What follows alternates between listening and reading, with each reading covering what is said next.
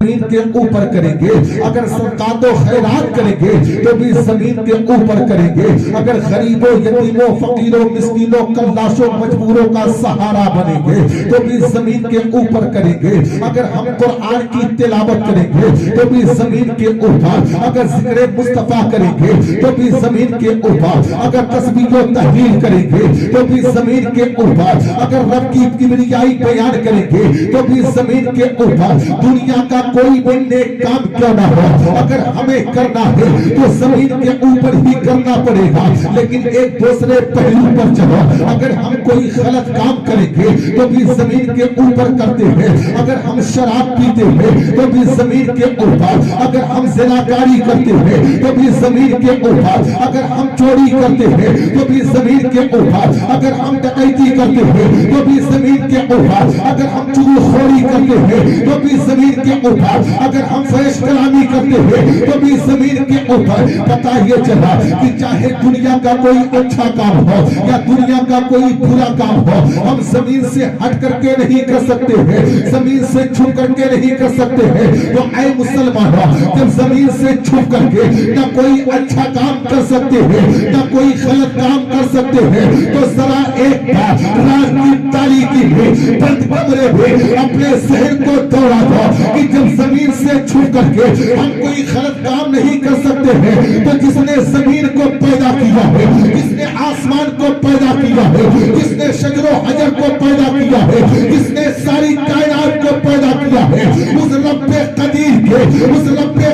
کے نگاہ سے ہم کیسے چھپ سکتے ہیں جس کے تعلق سے میرا خدا قرآن کے اندر ارشاد فرماتا ہے ان اللہ کان علیکم رقیبا، بے شک تم جہاں کہیں بھی ہو اللہ تم پہ سخت نگرانی فرماتا ہے۔ تو اے مسلمانوں، جب زمین سے نہیں چھو سکتے تو خدا سے کیسے چھو سکتے ہیں؟ اس لیے اپنے اندر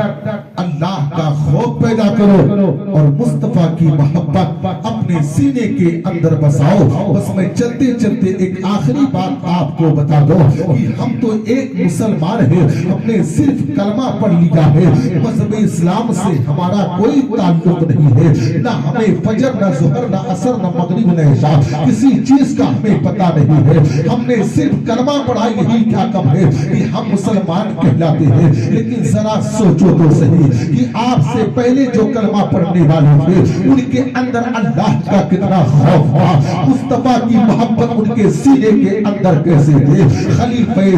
حضرت سیدنا فاروق اعظم رضی اللہ تعالیٰ عنہ، یہ کون فاروق اعظم ہے کہ جن کے رائے کے مطابق تقریباً 17 مقامات پر اللہ نے قرآن کی آیتوں کو نازل فرمایا ہے، وہ فاروق اعظم جن کے تعلق سے اللہ کے نبی صلی اللہ تعالیٰ علیہ وسلم ارشاد فرماتے ہیں لو کانا بعدی نبی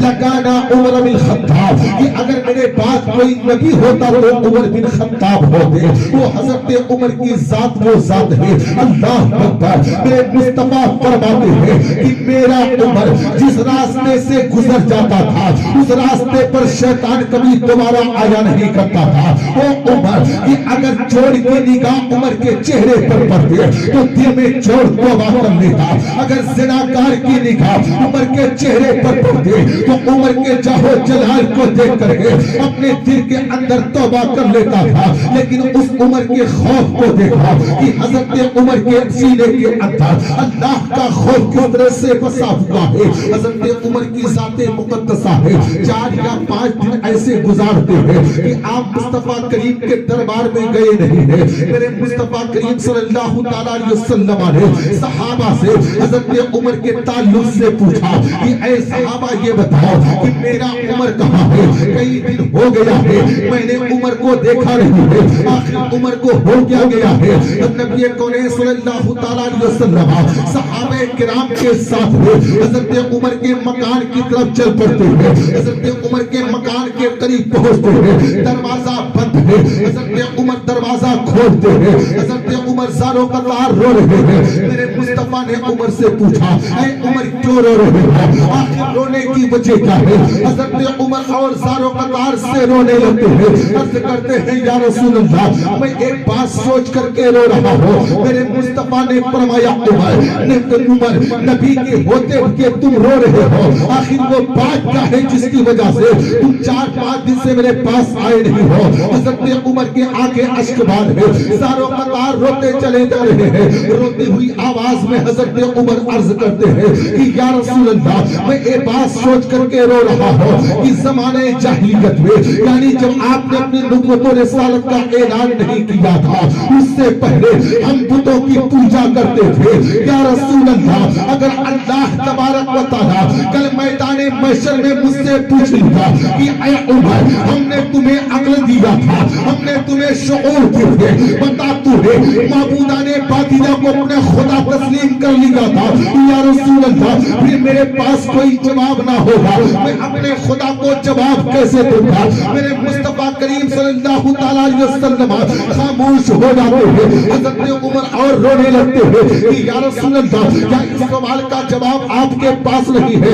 लेकिन मेरे मुस्तफा अपनी जुबाने हाल से कुछ नहीं कहते हैं, वो ये इलाही का इंतजार कर रहे हैं। तब तक जिब्रील अमीन बारगाह मुस्तफा में पैगाम लेकर के आते हैं, रब का पैगाम है, ऐ महबूब उमर से कह दो कि रब जिनसे सुलह कर लेता है उनसे वो चीज के बारे में पूछता नहीं है। तब जाकर के हजरत उमर के चेहरे पर मुस्कान आती है, हजरत उमर मुस्कुरा पड़ते हैं। वो उमर कि जिनको अल्लाह ताला ने वो ताकत और कुव्वत दी है कि जिस रास्ते से गुजरते हैं उस रास्ते पर शैतान नहीं खड़ा होता।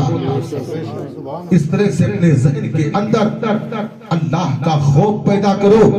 और आखिरत की तैयारी करो। बातें एक नहीं कई बातें हैं। पूरी रात अगर उलमा तकरीर करते रहे, आप हज़रात सुनते रहे तो बातें खत्म नहीं हो सकती है। बस चलते चलते बच्चे के ताल्लुक से ये बात कह दो कि यकीनन बच्चे की पैदाइश ये रब की एक नेमत है, और चाहे वो औलाद की शक्ल में हो